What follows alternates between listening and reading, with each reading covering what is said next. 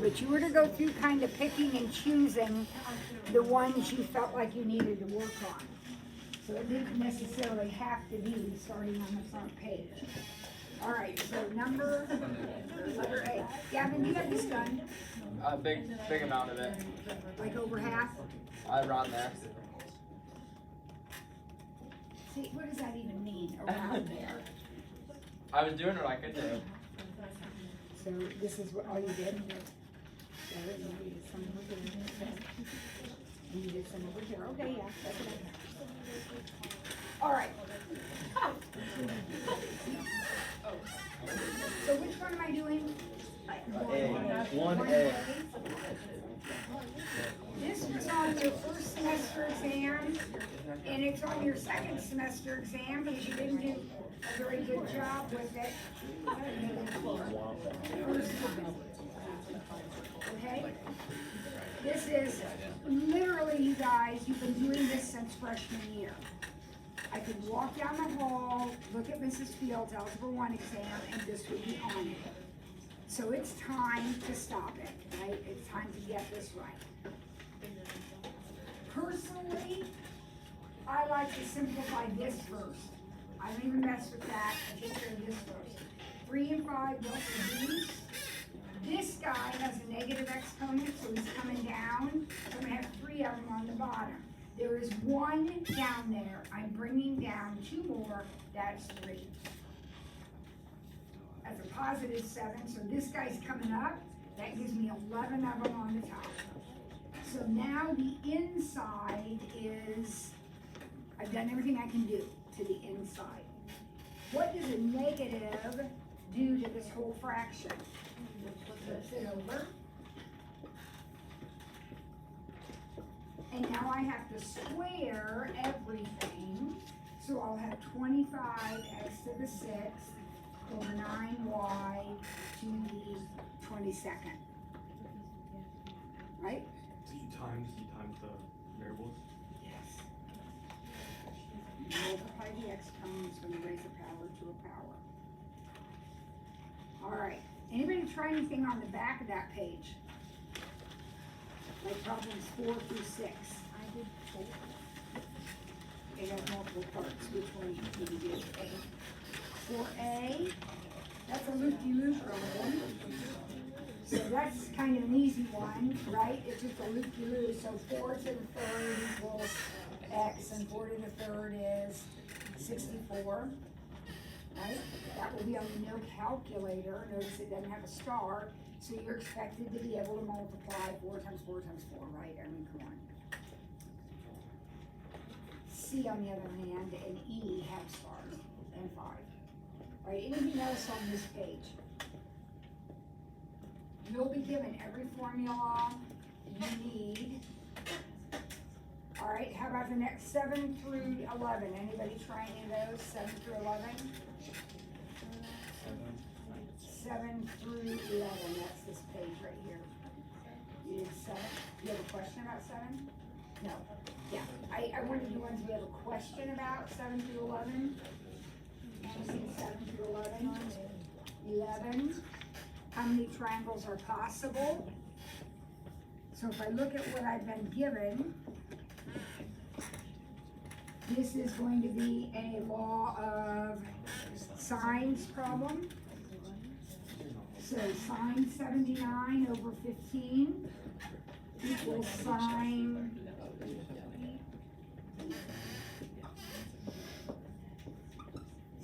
E over 16. So then I'll cross multiply. So 16 sine 79 equals 15 sine 8. I'll divide by 15. Now, when it says sine E equals 16 sine 79 over 15, how do I put that into my calculator? I don't just put in this fraction. That will not give me my angle. How do I get my angle out of there?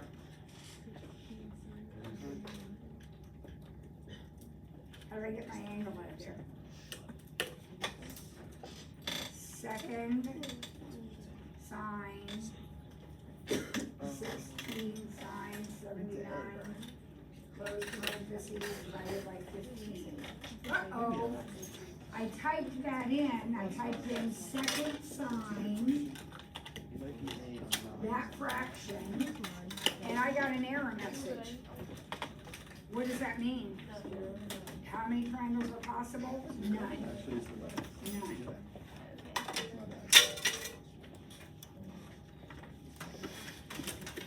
No triangle possible. What are the other options? There could be none, like this one. There could also be 1 or 2. That's it. Those are the only options for that kind of problem. All right, anything else on 7 through 11?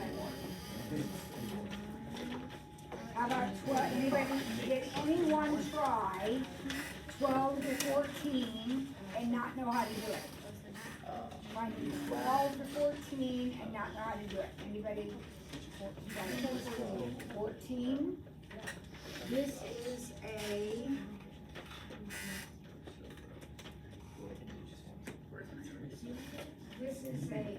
trigonometric graph.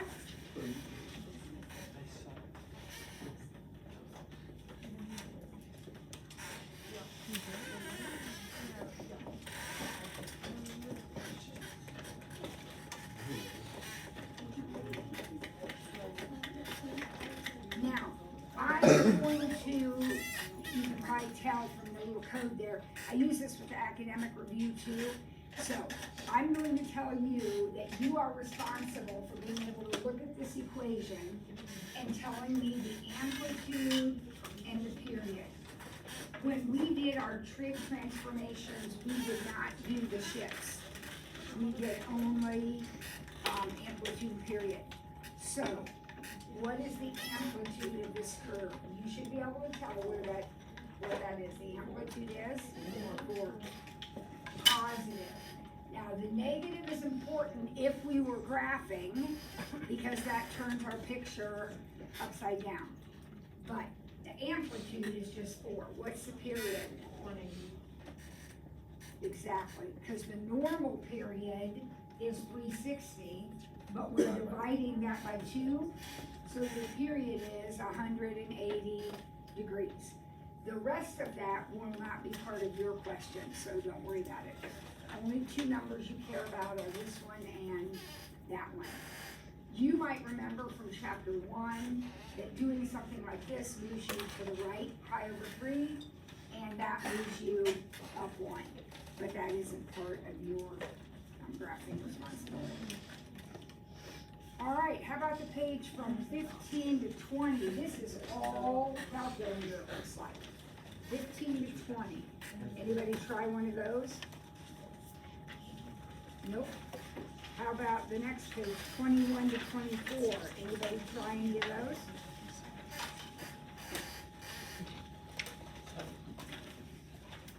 And then the last page, 25 on, anybody try any of those? Yeah. Esty? 25, find the area of the regular octagon. So the picture is drawn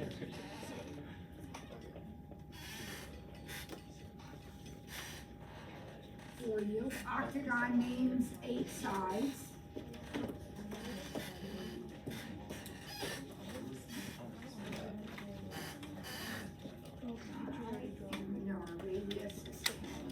So who remembers our strategy for this?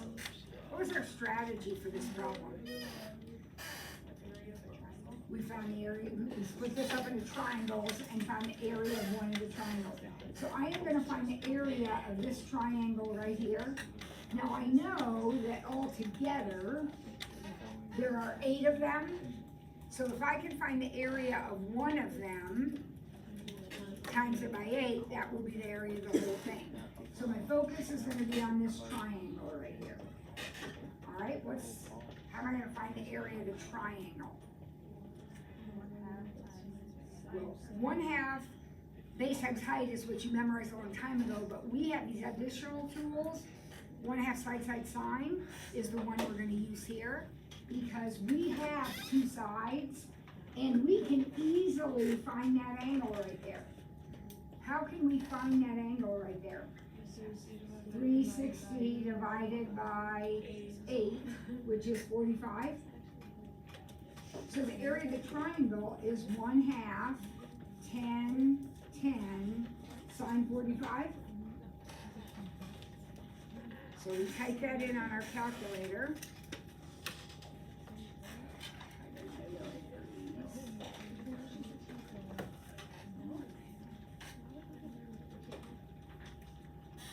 So I have the area of the triangle, but that isn't the answer. I have to take that times 8. So the area of the octagon is 282.84 units, yeah, square inches.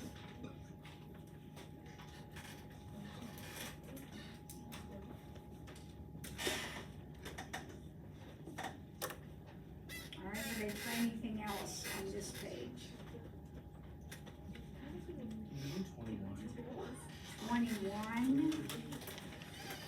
What's the probability you get at least 3 aces? Well, first of all, it's a 5-card hand. So what is my denominator?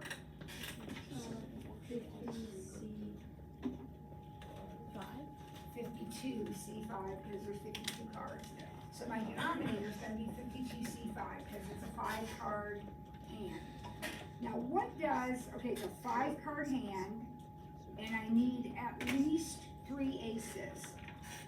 What does at least 3 mean? At least 3. I could get 3. Okay, now at least 3. Somebody said 1, 2, 3. If it's at least 3, can I get 1? No. Can I get 2? No. Can I get 3? Yep. Can I get 4? Yep. Can I get 5? Nope. Because there's only 4 aces in the deck. So I'm going to get 3 aces, or I'm going to get 4 aces. Those are the only things that can happen in this problem. Right? Now, what does 3 aces look like? How many aces are there? 4, and I want 3 of them. And I need 2 other cards, because I have to have 5, right? 5 cards. Where are the other 2 coming from? 3 are coming from the aces. Where are the other 2 coming from? The rest. And how many cards are there in the rest? 48. So this is 3 aces and 2 others. Or, what will 4 aces look like? 4C4, there's your aces, and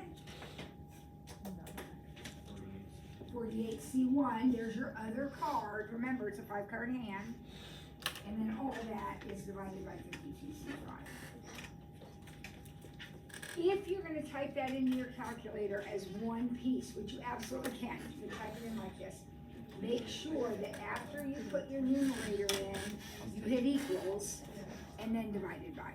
Because you want to divide all of this by that. So you would type in the whole numerator, hit equals, and then divide it by 52C5. And you'll come up with something that might be in scientific notation. I don't know because I haven't done it. But if you type it in and it comes out, just make sure that you notice the E on the end. That's part of your answer if it comes up that way, which it often does with these. All right, anybody try anything else that we skipped over when we were flying through this? Anybody try one you didn't know how to do? That's what you're supposed to be doing right now, is looking, reviewing the problems you don't know how to do. Did you try 18? I'm not doing 18 until you try it. I'll do a problem that somebody's tried, but I'm not gonna review for you. That's your job. How many of you are going to college next year? Okay? Do you think we have review days in college? I'm telling you right now, it isn't gonna happen. Do you think they're gonna give you a review sheet in college? Probably not. So how are you gonna review for your semester exam that, oh, by the way, it doesn't matter if you have an A, you still have to take, and oh, by the way, you can have an A, but if you bomb the exam, guess what? Your grade goes down. That's real school, folks, okay? How do you study for an exam if you don't have a review sheet? What are you gonna do? You're gonna go back through your notes, and you're gonna go through them, and through them, and through them. And it's gonna take more than a half an hour. You're going to have to put some time and energy into it, right? Sometimes kids who come out of college prep aren't as prepared for real college as they should be because we kind of make this easier for you. Kids, there's no college prep in college. You have got to do your own work, right? Gotta do it. Now, the teachers are there to help you. You can go to office hours and get help. But they're not gonna do this for you, okay? So we all, even the ones of us that have an A and we're sitting there thinking, oh, thank God I don't have to take this. Kids, you are going to take a math final at some point in your life. So you better be ready. How do I study? How do I prepare? Okay? All right. So did anybody try one and you couldn't do it? You need help with it. Okay, so let's focus now. We're gonna take the rest of the class period, and we're gonna focus on looking over problems we don't know how to do. We're gonna try it. We're gonna try. Maybe we'll ask our neighbor, hey, do you remember how to do this? And then, we'll take about the last 15 minutes of the period, and we'll come back together, and we will go over the ones that you have then tried, okay? So, right now, get busy, you and your friend, or you by yourself, I don't care. And everybody's doing it.